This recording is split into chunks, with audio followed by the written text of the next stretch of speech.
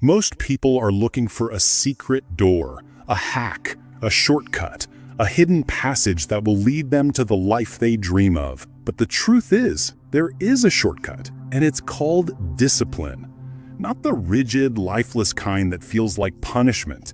Not the discipline of cold routines and mindless repetition. No, this is a sacred discipline. The kind that sculpts destiny, that turns ordinary people into legends. The kind that freed Lincoln from despair, pulled Edison through 1,000 failures, and carved steel into Ford's will. Discipline is the divine hand that molds chaos into order. It is the quiet architect behind every fortune, every masterpiece, every miracle the world has ever known. But yet, the modern world has taught us to run from it. We're told to chase ease, to follow feelings, to scroll and numb and escape. But the man who is slave to his moods will never know freedom. The woman who only moves when it's easy will never reach greatness.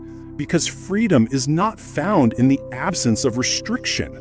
Freedom is earned through the mastery of self. True freedom is not doing what you want. It's becoming who you were born to be. And that requires discipline. Discipline is waking up when your excuses beg you to stay in bed. It's saying no to distraction when the world is addicted to noise. It's showing up relentlessly when no one is watching, when no one is clapping, when the applause is silent and the work is lonely. But make no mistake, this is where the greats are born. While the world sleeps, champions arise. While others complain, the disciplined build. While most wait for motivation, the focused act. Because they know motivation is fleeting, but discipline is eternal. Carnegie didn't become the Steel King because he had more talent. He became the Steel King because he had more control over his thoughts, his time, his energy. That control, that inner iron, was forged in the furnace of discipline. It's the same with every giant in history. You name them. Disney, who was told he lacked imagination. Lincoln, who lost more elections than he won. Jordan, cut from his high school basketball team. What made them rise wasn't talent alone. It was structure. It was grit. It was their ability to command themselves in the face of resistance. Discipline is a language only the successful understand because they've tasted the chaos that comes without it. They know that without discipline, ambition rots into regret, that without order, potential dissolves into dust. Every morning you rise is a vote cast for who you're becoming. And those votes compound. They build or they decay. There is no neutral. You are either designing your future with precision or watching it collapse under the weight of distractions. And the world will try to pull you off course. It will seduce you with comfort, with quick rewards, with shiny shortcuts. But every shortcut that avoids discipline is not a shortcut. It's a detour to disappointment. Discipline is not punishment. It's preparation. It's protection. It is the only true insurance you have against mediocrity. And if you think freedom is found in following your impulses, take a good look around. Look at the lives built on impulse, the chaos, the addiction, the debt, the anxiety, the broken dreams. That is not freedom. That is slavery in disguise. Freedom is found in choosing the hard thing now so the future becomes easy.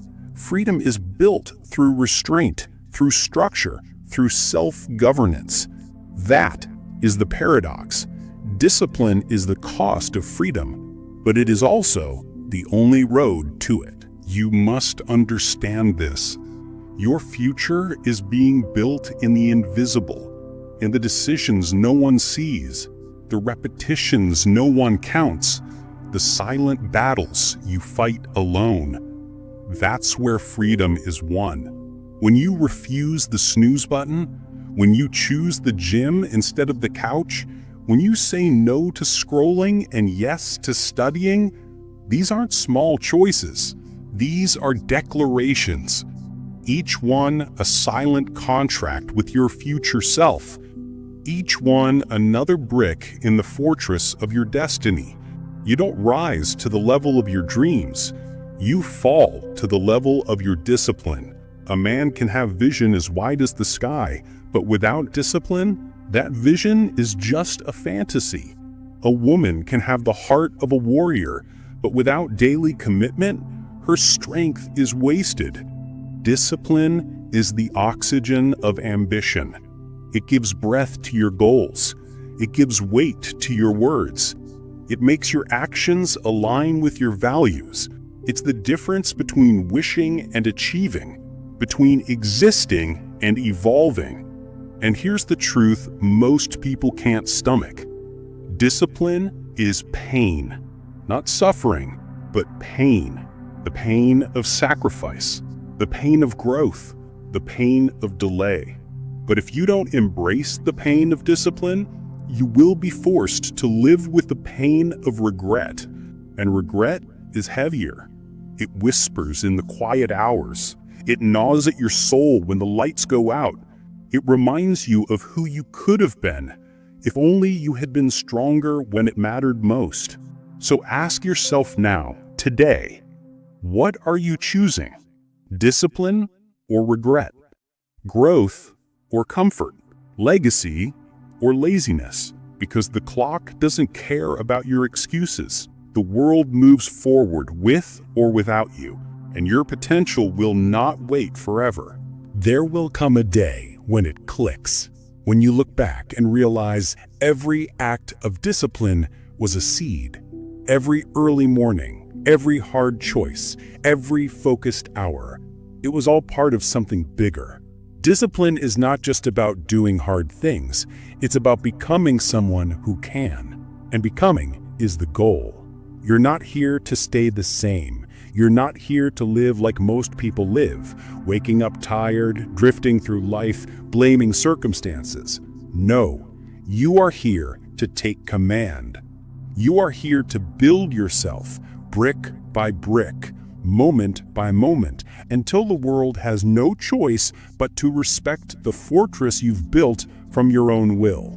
Look at the greats, Steve Jobs, who shaped the future of technology, not with ease, but with obsessive focus. Look at Muhammad Ali, who said, "I hated every minute of training, but I said, don't quit. Suffer now and live the rest of your life as a champion." That's the cost. That's the trade. Short-term suffering for long-term greatness. Discipline rewires the brain. It sharpens your thinking. It carves away weakness. It strengthens your character until doing what is right becomes instinct, not effort. It makes the impossible inevitable. And the best part? It's not something you're born with. It's something you choose. Every day. Every hour. You don't have to be perfect. You just have to be consistent. You don't have to do it all today. You just have to do what today requires.